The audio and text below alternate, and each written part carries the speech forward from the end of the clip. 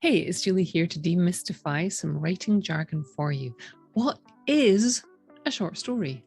A short story is a fictional work that runs between 1 and 7,000 words.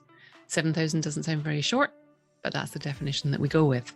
There are other names for things that go above 7,000 words. Novels tend to be between 50 and 200,000 words for reference. So what is a short story beyond that? Beyond the word count and beyond the fact that it's fictional, not an essay, which is non-fiction and usually has a point behind it.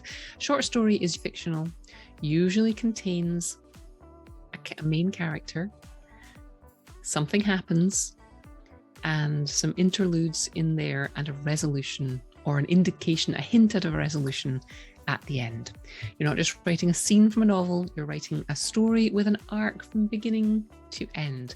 Not all of that has to be on the page. I've got lots more information about that at Story a Day, but short story is fiction, usually contains a main character, doesn't tend to have subplots and lots of secondary characters, doesn't tend to have lots and lots of locations because we are constrained in words, usually hinges on one moment in a character's life where something changes and may examine the implications of that change, that decision, or show the lead up to it. It's a small scale story.